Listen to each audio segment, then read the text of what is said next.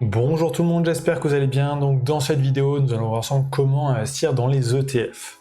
Donc on ne va pas seulement voir comment acheter des ETF sur une plateforme de trading ou de bourse, mais on va aussi parler des avantages, des inconvénients, des stratégies. Donc je n'ai pas beaucoup parlé de stratégie sur cette chaîne, mais là on va parler de stratégie avec les ETF. Donc je vais vous montrer une méthode assez répandue pour investir dans les ETF et qui fonctionne plutôt très bien. Donc c'est parti pour un tuto semblable à inutile comme d'habitude. Donc déjà un ETF c'est quoi? C'est un peu une sorte de panier d'actions. Par exemple là on a un ETF, c'est le SPY donc qui reproduit le SP500, donc 500 grosses entreprises américaines. Donc si on investit dans cet ETF, donc qu'on clique dessus, qu'on fait investir et qu'on met de l'argent dessus, ben on va directement investir en fait dans 500 sociétés différentes. Donc investir manuellement dans ces 500 sociétés aurait été vraiment une perte de temps. Alors, ça aurait pris énormément de temps, ça aurait coûté des frais parce que sur pas mal de plateformes, il y a des frais à chaque transaction. Donc là, quand vous achetez des ETF, vous avez juste des frais une seule fois et ensuite vous avez un petit pourcentage par an. Donc en général, c'est entre 0,10% et 0,40% par an. Donc des frais qui sont vraiment très faibles. Autre avantage aussi, ça permet de diversifier vos investissements. Donc vous pouvez investir dans des ETF qui vont reproduire un peu toutes les plus grosses entreprises du monde, comme je vais vous faire voir par la suite, ou aussi investir dans des ETF par pays. Par exemple, si vous voulez vraiment investir en France, mais vous ne savez pas sur quelle société investir, vous pouvez investir sur un paquet d'entreprises en France directement. Ou aussi sur un secteur, par exemple, le pétrole. Et aussi, quand on investit dans un ETF, on peut aussi repartir n'importe quand, donc notre argent n'est pas bloqué. Donc ça, c'est un peu les avantages, vous voyez qu'il y en a pas mal.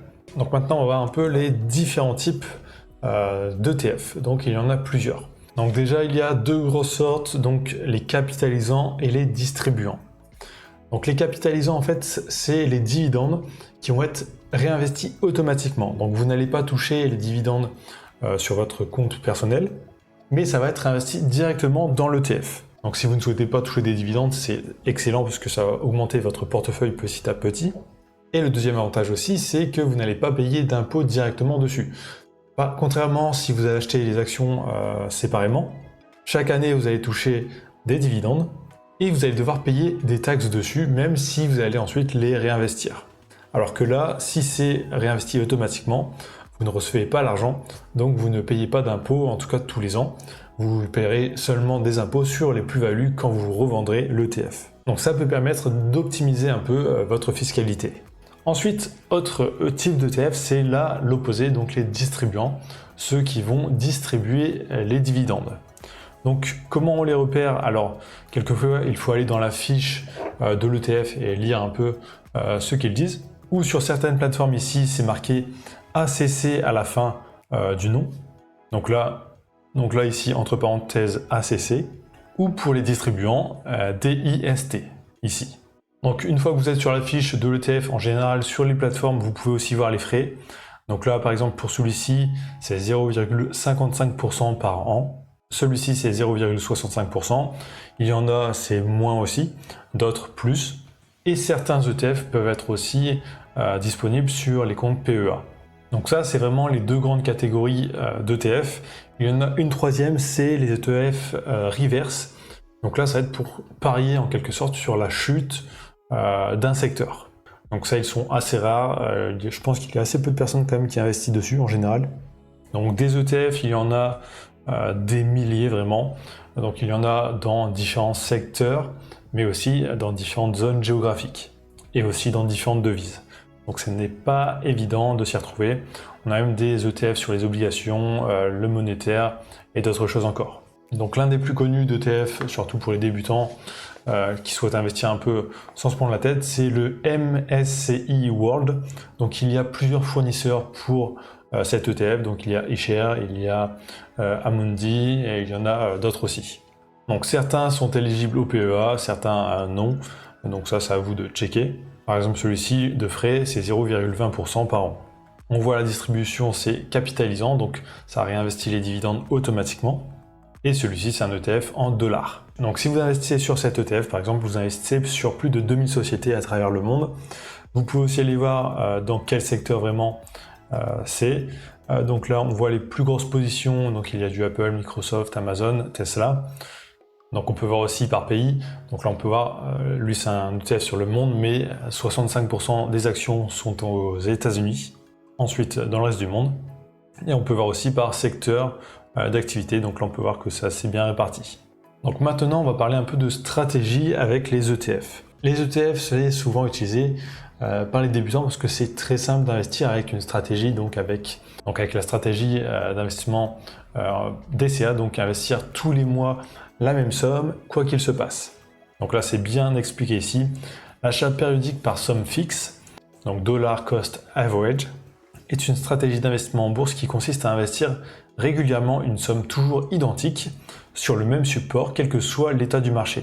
L'objectif de cette stratégie d'investissement est de réduire le risque lié à la volatilité des marchés. Donc en gros, tous les mois par exemple, on va se dire, tous les mois je vais investir 100 € sur cet ETF. Quoi qu'il se passe, si le marché est hyper haut, je fais 100 €, si le marché est hyper bas, je mets 100 € aussi. Donc on part du principe qu'on ne sait jamais quand le marché est haut, quand le marché est bas, et ce qu'il va se passer dans le futur. Donc on investit toujours la même somme, comme ça nous fait une moyenne, et on a un prix moyen toute l'année.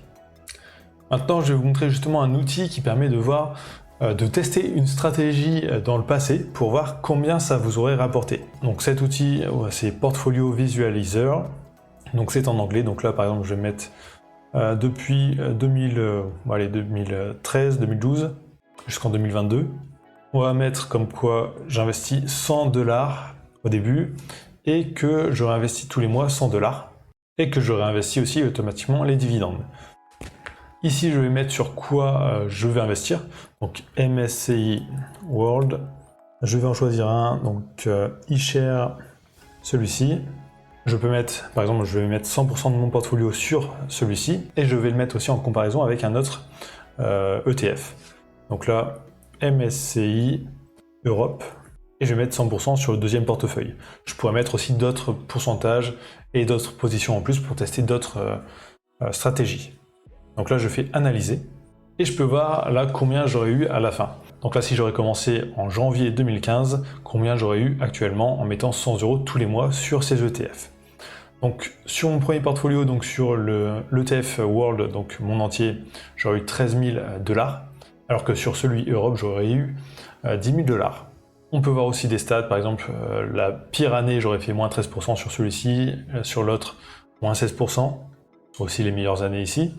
On peut voir la différence avec un graphique, et on peut voir aussi par année combien j'aurais fait. Donc 2015, j'aurais perdu un peu d'argent. 2016, j'aurais fait plus 7% avec un portfolio et l'autre, j'aurais perdu de l'argent. Et ainsi de suite, année par année.